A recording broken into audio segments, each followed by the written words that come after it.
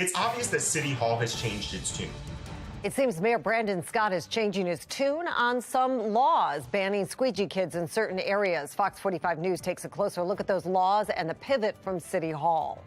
Governor-elect Wes Moore appears on Fox News Sunday, where he talks about our reporting on his background, how he's responding to questions about where he grew up. And after a quiet and cold Sunday, it looks like it could get even colder, and we could have a bit of a wintry surprise. I'll let you know when we could have some snow for some of us. My Weather Authority forecast. Live from WBFF in Baltimore, this is Fox 45 News at 10. Good evening, everybody. I'm Mary Bubala. We are following two major problems in a city in crisis. Fox 45 News will continue to demand answers about the mayor's squeegee collaborative plan in the week ahead, after Thursday's big announcement left more questions than answers. Tonight, we're taking a closer look at the change in policy from City Hall. Plus, an investigation is underway right now after police say a dirt bike rider shot at a man who threw something at him in Harbor East last night. Our team coverage starts with Riel Creighton. She is live with a closer look at what happened in Harbor East last night. Riel? And Mary, shots fired. No one was hurt, but police say the incident did involve dirt bike riders. The roar of dirt bikes, a neighborhood nuisance for some, but tonight, new alarm after a potentially deadly encounter Saturday. Here, just before 6 p.m., police said a man threw a bag of leaves at two dirt bike riders, triggering one of them to shoot. The man wasn't hit, and police say the bikers fled westbound on Alexander Street. We are being tortured 7 days a week, 365 days a year. Along the chorus, the sounds of summer, that was April, when Fox 45 News heard the overload of frustration peaking in Pigtown. Bikers caught popping wheelies on streets. When you couple the culture of dirt bikes with the culture of crime in the city, these are the types of things you get. Former Department of Justice legal analyst and community leader Will Hanna has long dealt with the dirt bikes that disrupt traffic in his Park Heights neighborhood. But he says what police report happened Saturday, much like a squeegee confrontation that did leave a man dead, is exactly what raises the temperature in Baltimore. From disgruntled motorists to residents, it's provocation that leads to the worst. Ultimately, what's going to happen is, until someone gets hurt, they're not going to change the policy. They didn't come up with a squeegee collaborative to change policy about squeegee kids until someone actually got killed. So why can't we be a little more proactive than being reactive? Dirt bikes are illegal to own or possess in the city of Baltimore, but police cannot pursue bikers, which often means there's little enforcement. Hannah believes the city needs to reconcile something deeply embedded in Baltimore culture, but also the danger and distraction that it poses. Had we begun to put programs and procedures and policies in place 20 years ago, we wouldn't be here.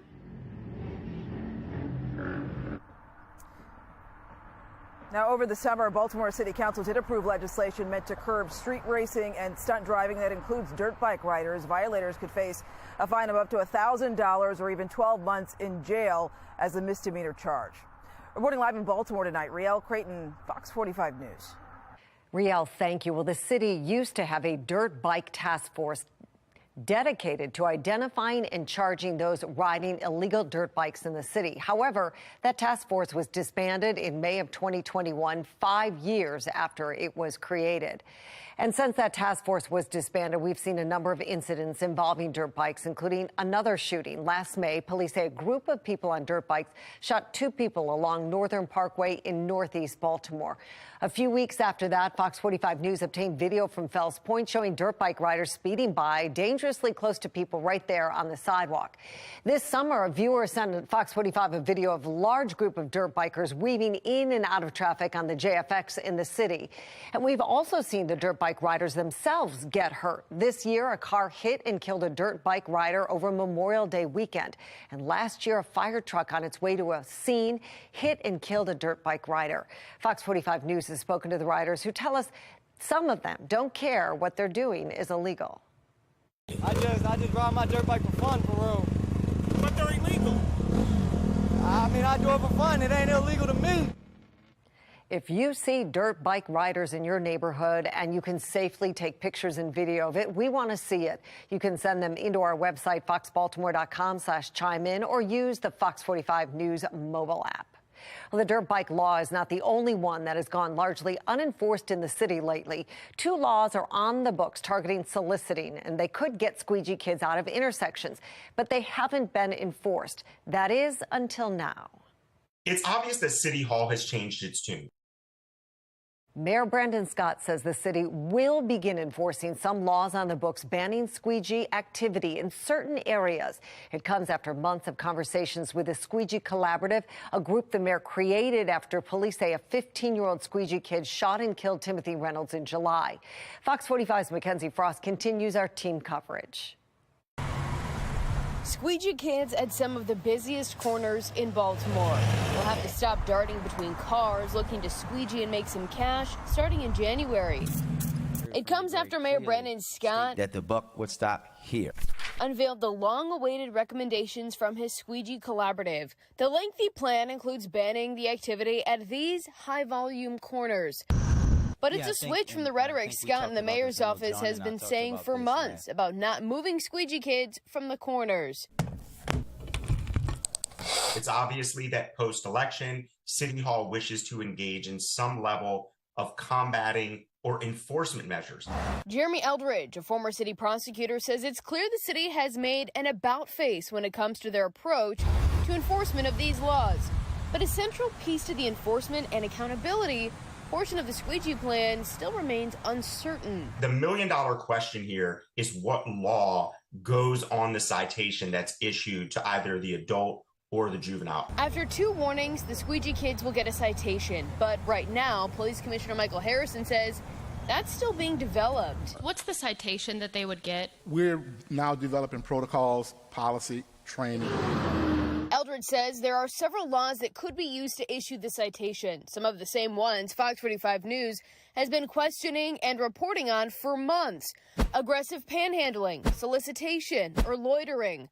Now the deputy solicitor, Ebony Thompson, says the law department believes a targeted approach to banning squeegee kids will be constitutional. I've always thought that there was a way to narrowly tailor the issuance of citations and subsequent prosecution. And I think the city has now realized that it can take a pragmatic and lawful approach. But in the enforcement zones, Eldridge says it won't just be squeegee kids who will be told to move. In order to make sure enforcement is lawful, he says it's likely panhandlers will be told to leave as well. What's good for the goose has to be good for the gander here. The change in tune is something the mayor himself will not admit. So the laws on the books are now being enforced, but for the last several months they weren't? No, Mackenzie. Let's go back again. We enforce laws each and every day. We have a plan. There's support for the plan across the board. So let's have you guys do some responsible journalism and work alongside that plan to talk about how things will change. Thank you. Either way, the switch comes after incoming state's attorney Ivan Bates made it clear he did not agree with how the Scott administration was handling the squeegee kid issue. Well, I don't necessarily view it as clearing the corners. I view it as enforcing the law. Now, Bates is out with a statement in support, calling the enforcement, quote, a step in the right direction. While the plan is being touted by some, the enforcement zones don't extend to all corners in Baltimore City. What's patently obvious is that the squeegee workers want to make money, leading to concerns about simply moving squeegee kids from certain intersections to other areas in Baltimore.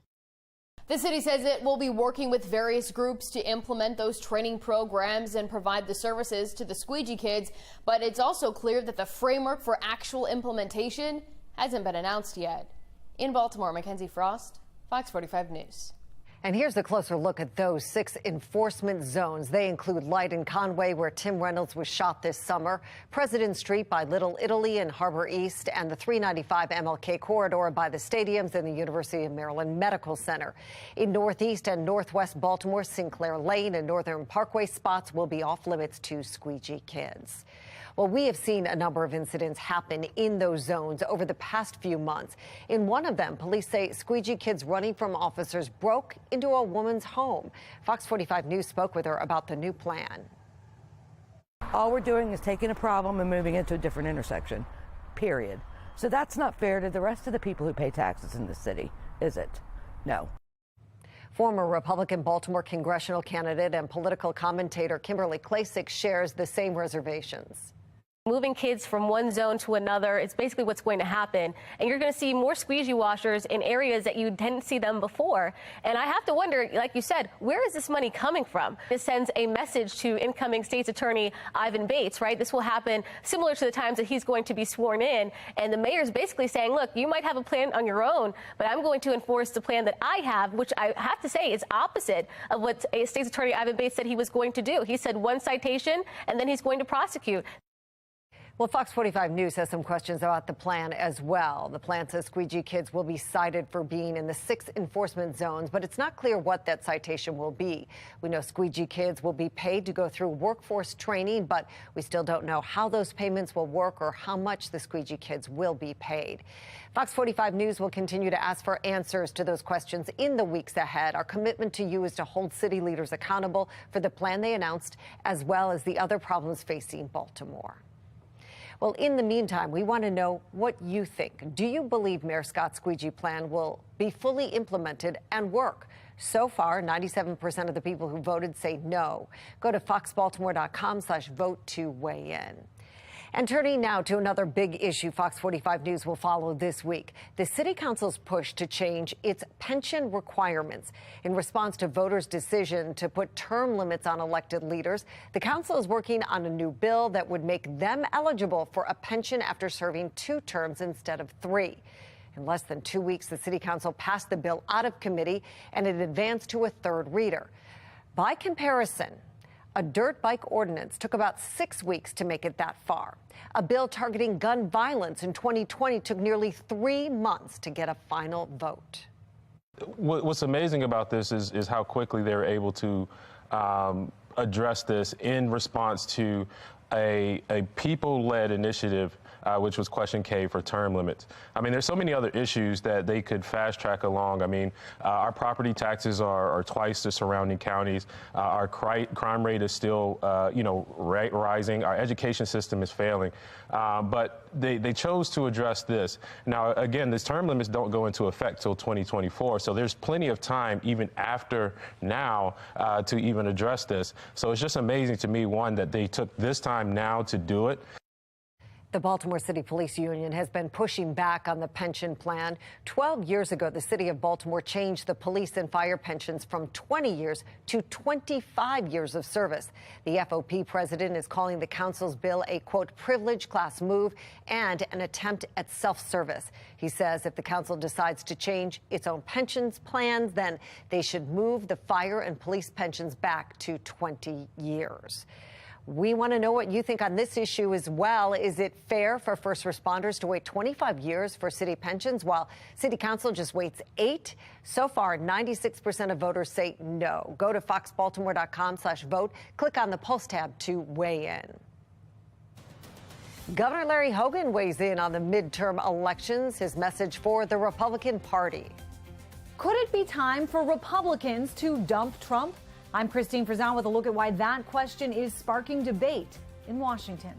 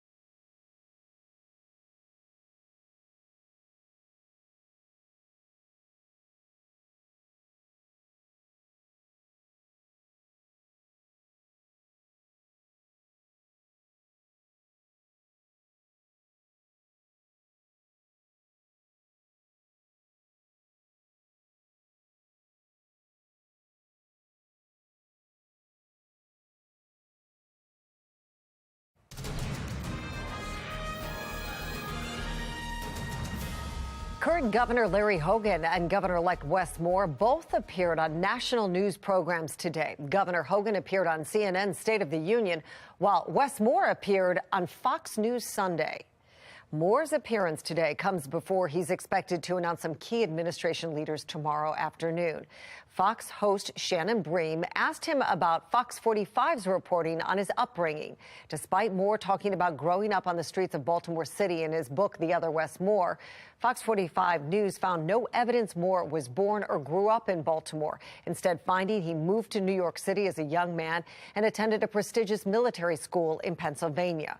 Moore has maintained he stands by what he said about his upbringing, doubling down this morning.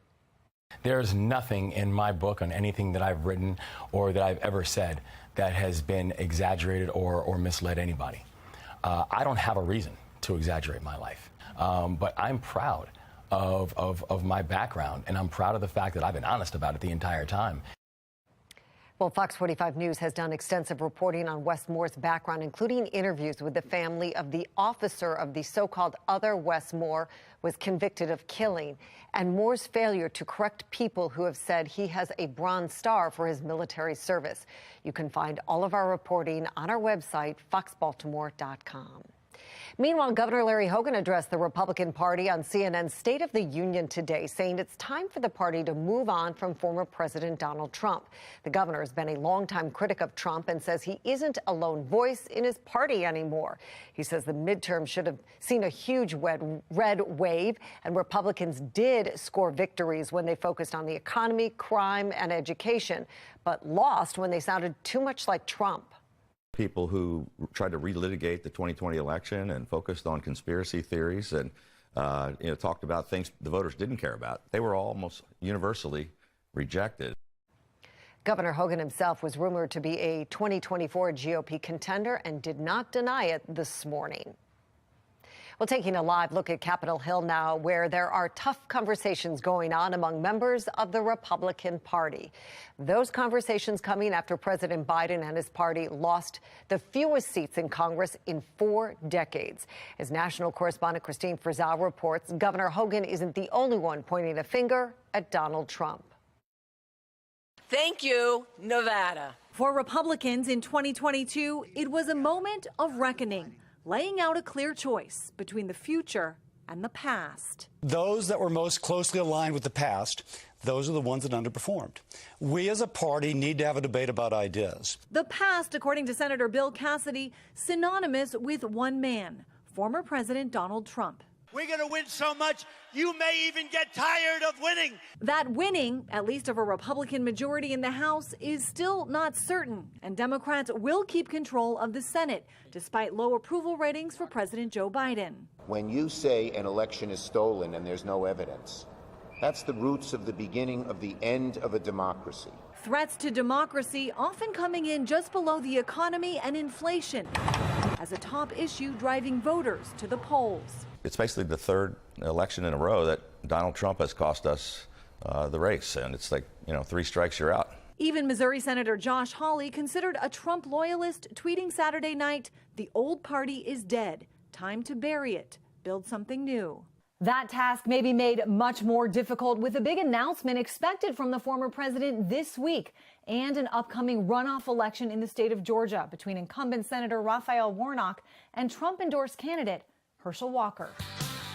Republicans reportedly now questioning whether the former president will help or hurt Walker's chances in the December 6th runoff, with even the New York Post appearing to distance itself from Trump, seeming instead to endorse Florida Governor Ron DeSantis, who won his re-election by 15 points. This race is over. Certainly, some Trump-endorsed candidates did sail to victory, while others, who defeated more moderate opponents in the primary, did not.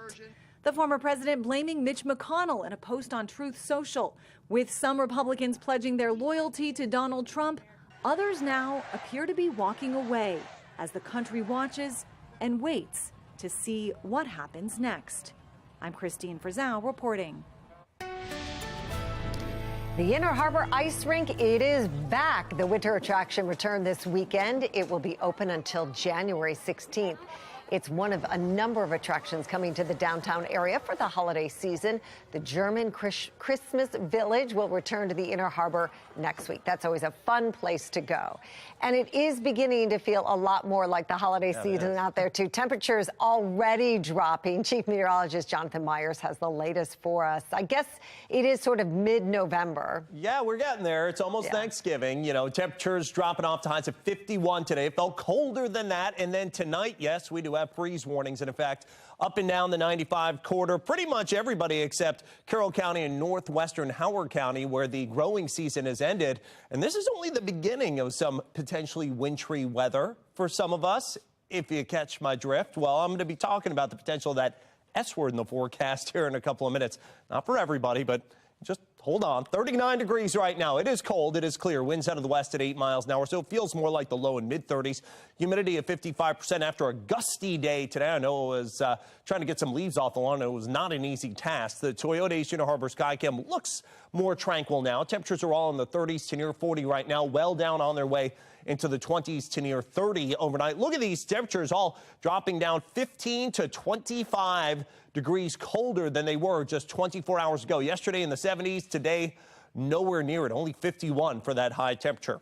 HG radar nice and quiet really till you get all the way down to the south and west. You can see here we have some winter weather advisories that are in effect for portions of the Texas Panhandle out into Oklahoma. And why is that? Well, it's because of this weather maker moving out of the Rockies. There's rain and snow with that. One system moving away, that's dragged in the cold air. It's providing the first snow of the season up in Maine. And there's another one with stormy weather with rain and snow that's way down south and west of us across four corners of the United States and moving into Texas. And again, the deep plains, the lower plains. So looks like for us, tomorrow is dry and it is chilly. High temperatures only in the 40s after lows starting in the 20s. You may have to do some scraping in the morning.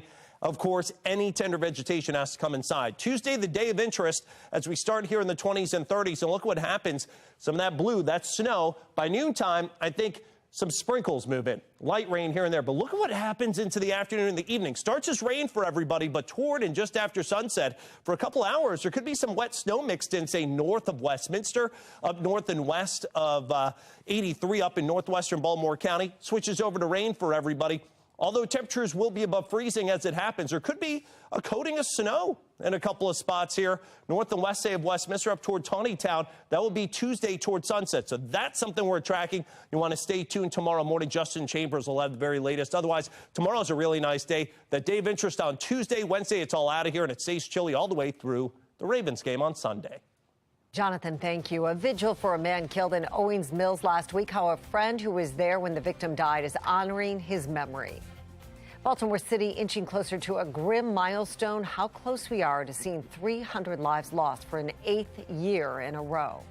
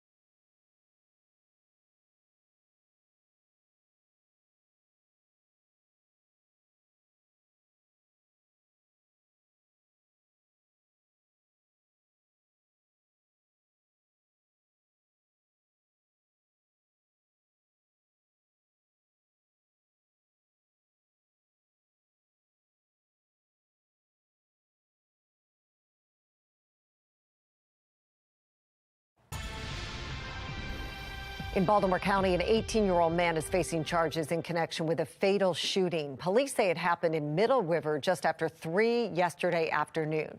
Police identified the victim as 42-year-old Tyron Kalk. Police say the suspect is 18-year-old Elijah Sattler. He's being held at the Baltimore County Detention Center without bond tonight. In Owings Mills today, the community held a vigil for 39-year-old Jerry Lee Lewis. He was stabbed to death outside a laundromat along Reisterstown Road last week. The manager of that laundromat and a friend of the victim who was there when he got stabbed says the best way to honor Lewis is to spread kindness. If we all could walk with a little bit more love, it could pass to that dangerous person walking up and down the street. Our energy goes far between us, so I really enjoy Walk with Love. Now, police say a suspect is in custody and is being charged with first-degree murder. Baltimore is getting closer to seeing 300 lives lost to violence this year, the 8th year in a row.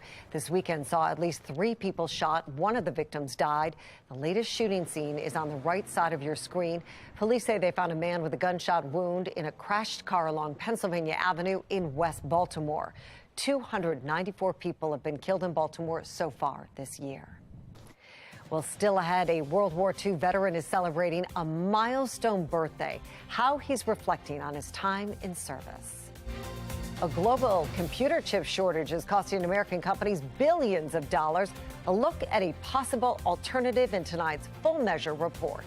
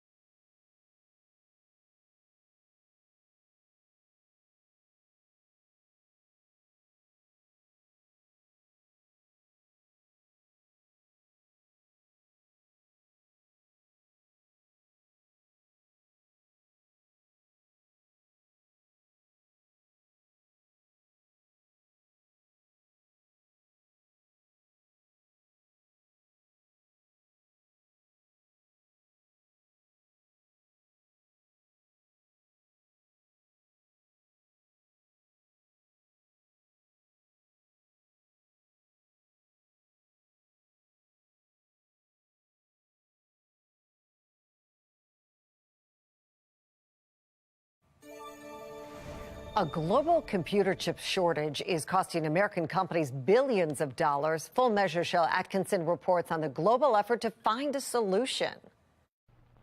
It's America that invented semiconductors.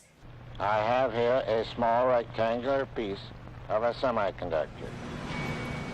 Today, they're used in cars and thousands of electronics that we use every day.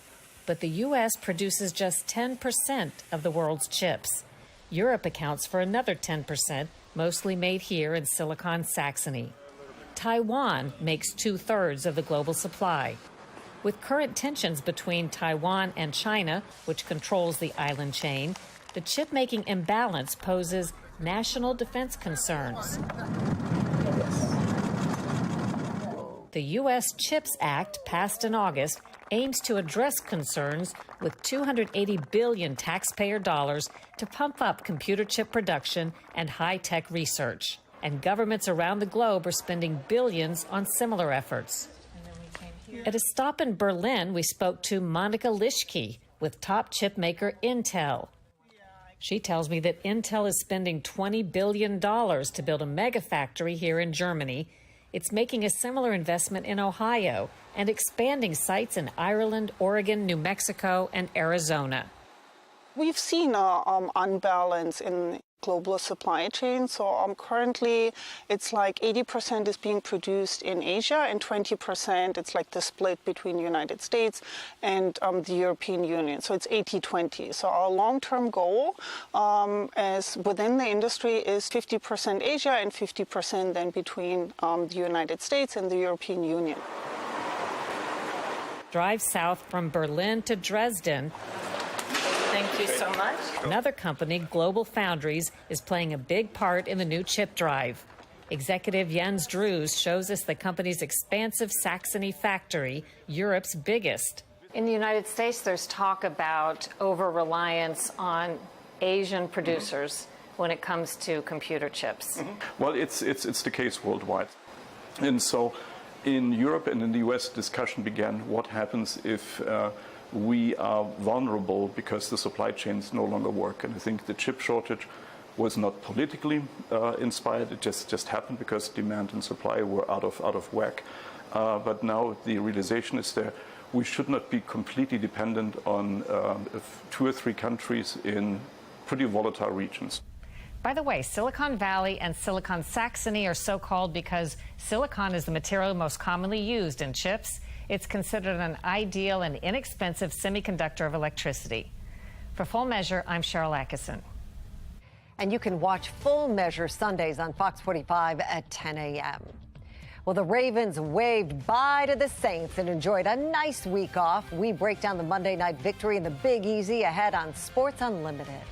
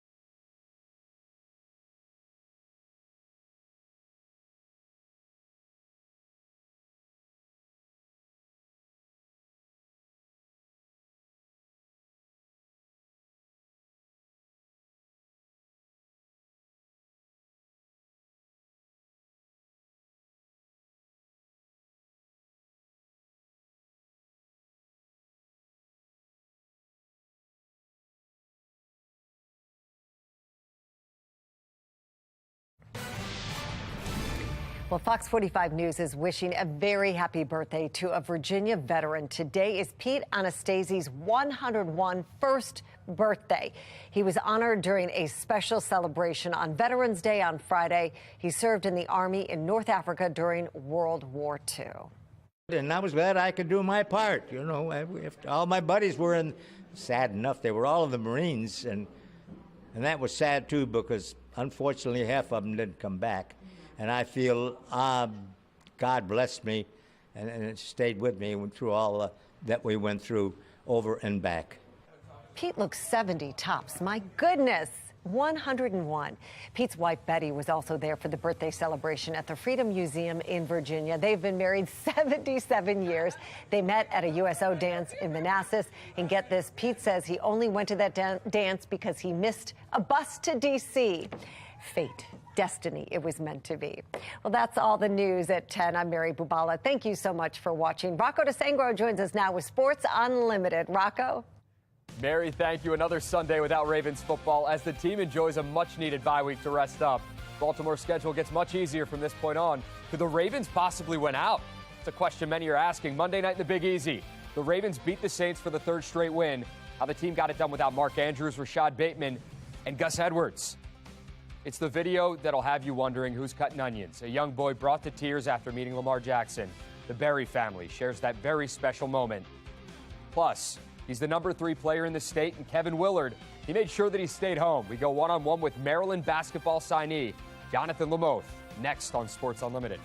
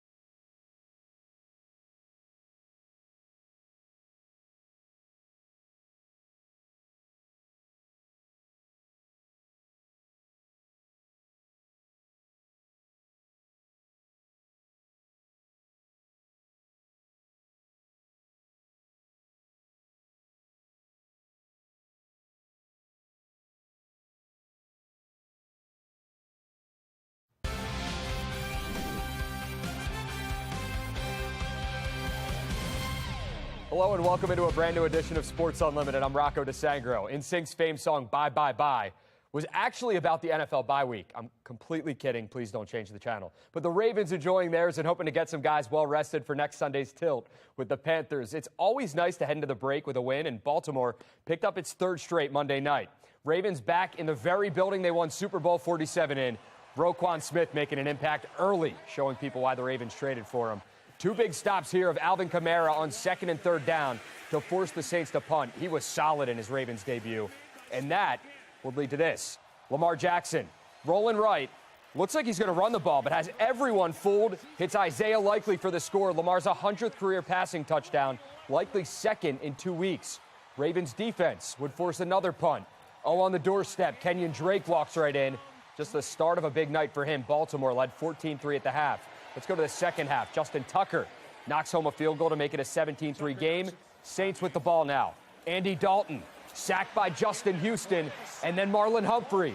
They would settle for a field goal as well. Another Tucker field goal made it 20-6.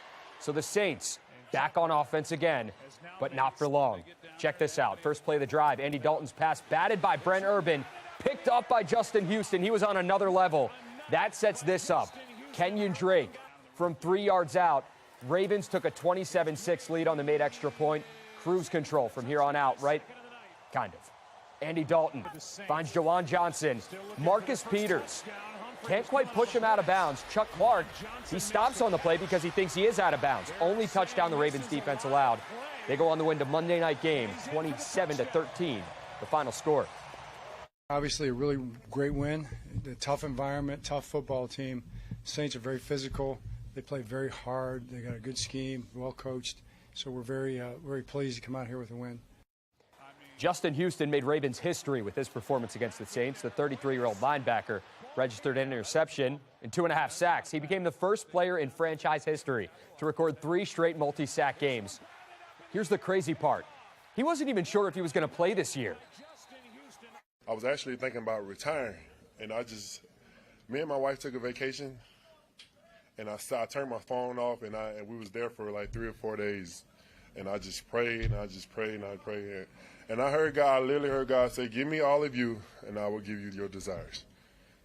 And I told my wife, I said, listen, I'm going to be all in this season, and I just want to glorify God in all I do, and the things that's happening on the field, like I can't even explain. Amazing performance from Houston. He's been phenomenal all season long. Monday night marked Roquan Smith's Ravens debut, and the inside linebacker showed the football world why the Ravens went out and got him. 2 big stops in the first quarter to force a punt, 5 tackles overall. Pretty good for a guy who had less than a week to prepare for this team. What a great job he did to come in and learn the defense so quickly. I mean, he had no issues out there at all as far as knowing what to do. And then all of a sudden, he's flying around and he makes a couple plays, and other guys kind of feed off of that just a little bit, and your defense is that much better. And when you have one guy playing well, I think it has an exponential effect kind of to everybody else. So with Gus Edwards and J.K. Dobbins both out, Kenyon Drake got the start. What a bright spot he's been. 24 carries, 93 yards, and 2 touchdowns against the Saints. He's found the end zone 3 out of the last 4 games. Sorry, the math's off. And he's really stepping up when it's mattered most. It feels good to kind of go out there and, get a game ball, talk in front of the team.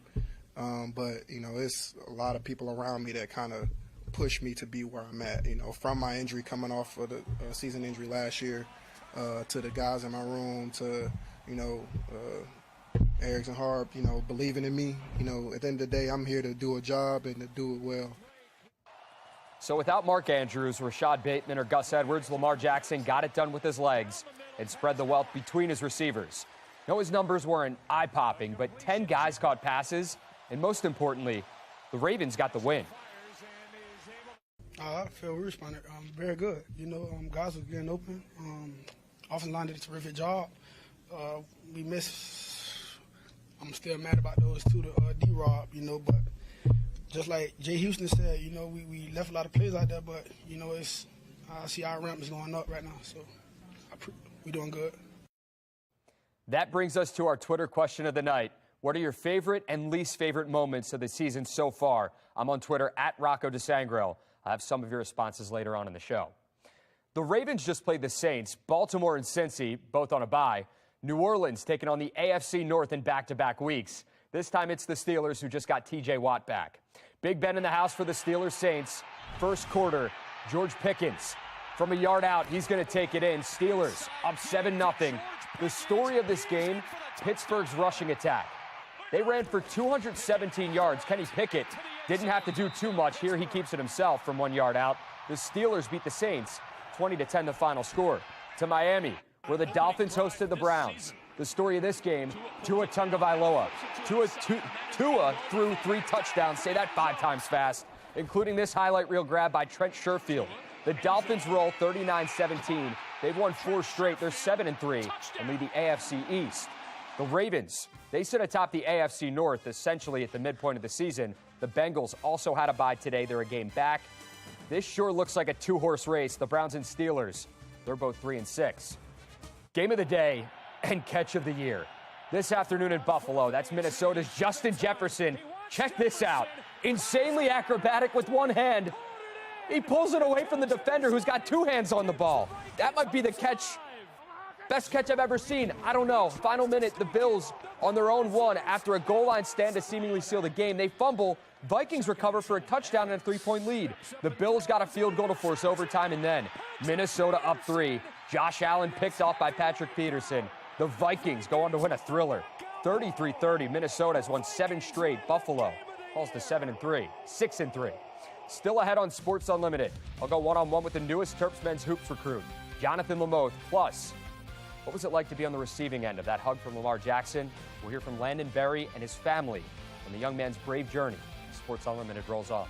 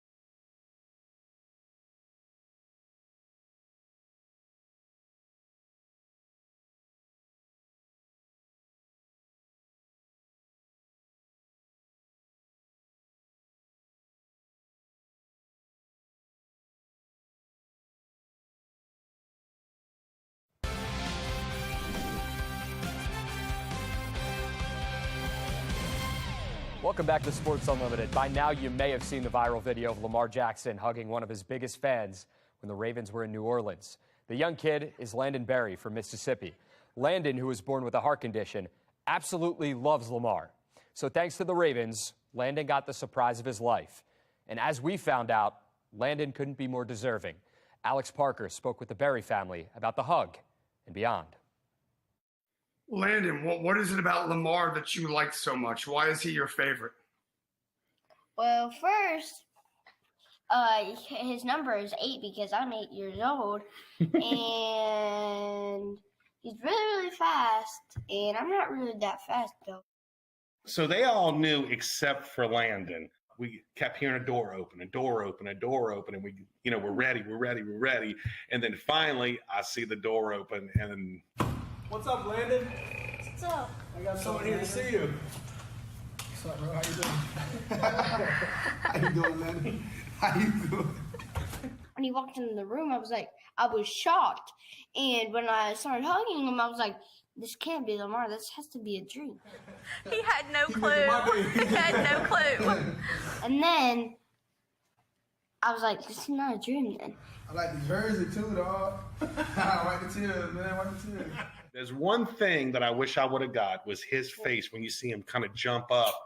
And I told my wife last night, I said, you know, that's kind of special as far as I'm concerned, because that's only the face that Lamar's seen. You know, like I can only imagine what he's seen, his eyes light up. What is your son going through, for folks that don't know how just insanely courageous he is? What, if you don't mind sharing, what What is he dealing with?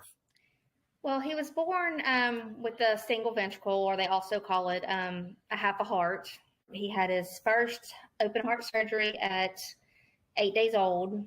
He had his second open heart surgery at 5.5 months old. And then he had his third open heart surgery at 2.5 years old. And he's had countless other procedures.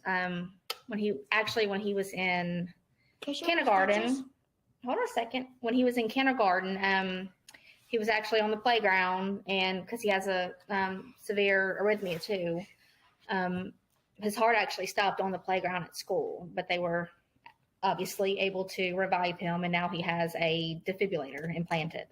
And eventually we're told that he will need a new heart, but they're just trying to keep this one going as long as they can, because, you know, when you get a new heart, you know, that's just more problems in of itself that you have to worry about. So, Mom, can I show my stitches?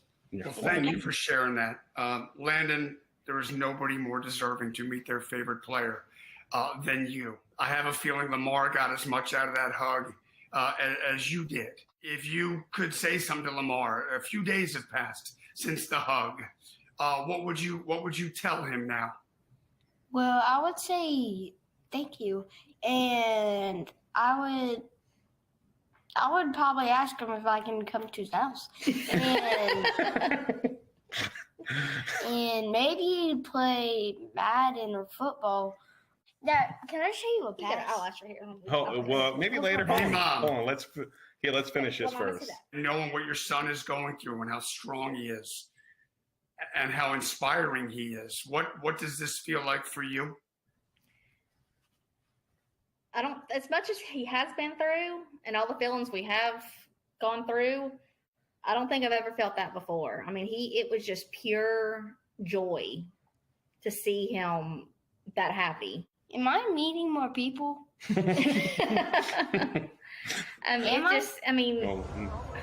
It's every mother's dream to see your child happy, but that was just beyond anything I could ever imagine.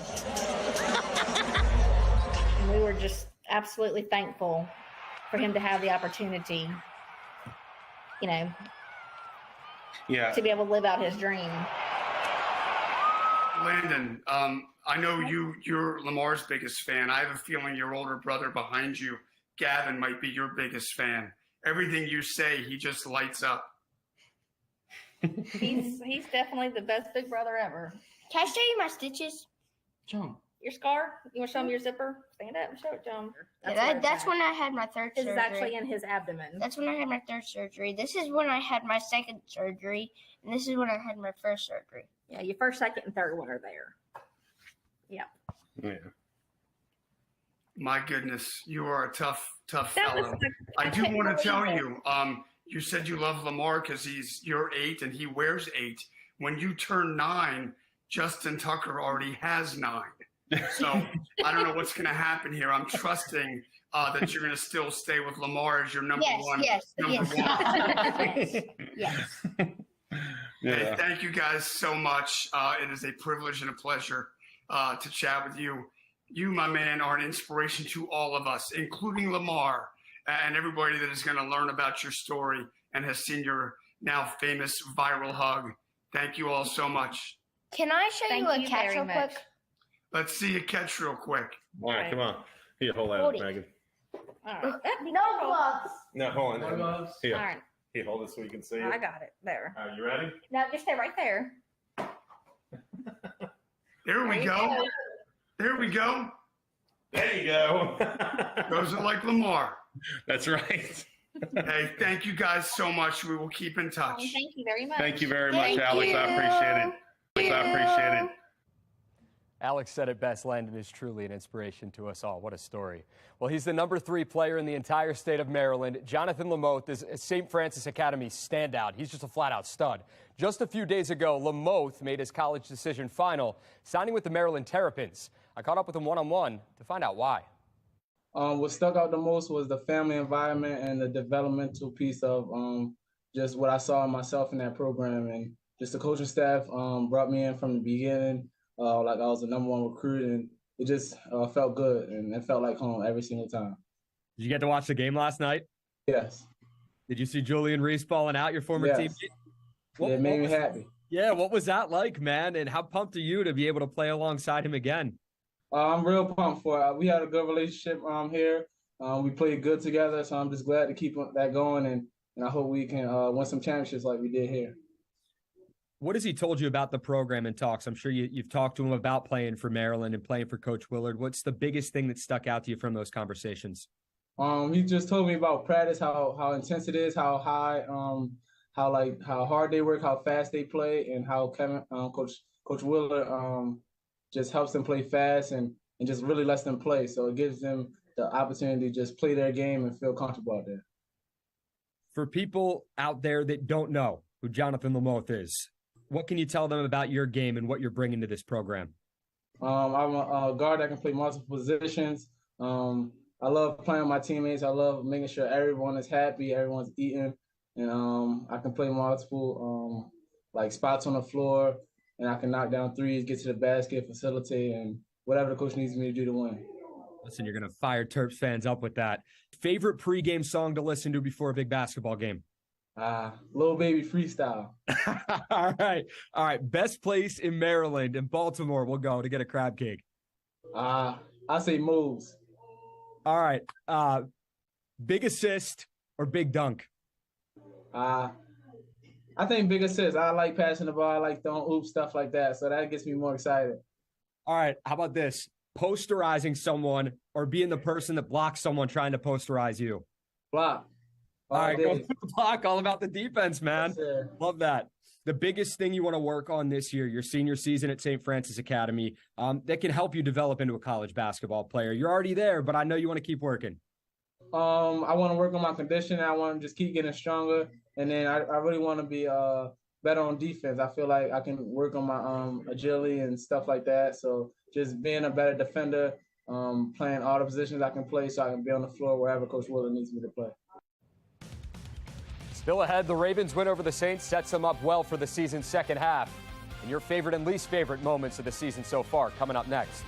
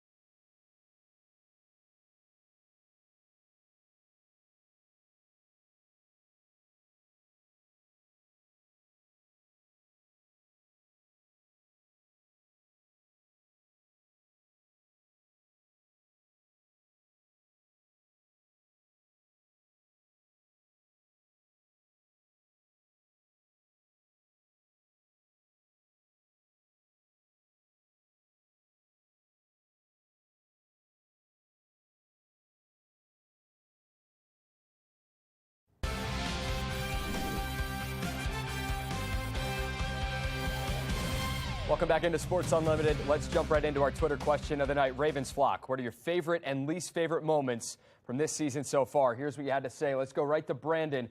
Fave, Lamar and Landon Berry. We just saw that piece. Least favorite, Mark Andrews getting injured. Yeah, that stinks. Hopefully they get him back after the bye. Favorite was that TD pass to Duvernay in the corner of the end zone. That's Ryan. Having my daughter's first regular season home game being an epic fourth quarter collapse of the Dolphins. Dave, I'm so sorry. Favorite, probably sticking it to the Bengals after they ran the score up on us twice last year. It's a good two right there. And the captain, least favorite, the fact we blew a 35-14 lead to the Dolphins. Most favorite, the first game of the season. That's always a good one. Tweet me your responses at Rocco DeSangro. We're going to keep doing this every week. With another big dub, the Ravens are now 6-3 on the year and winners of 3 straight. Looking at this team's schedule, it's not out of the question that Baltimore could win the rest of its regular season games. But Lamar and the guys, they're just taking it 1 week at a time. We feel pretty good, but the season's not over. Just a 1 week off. That's all. Just a break from work.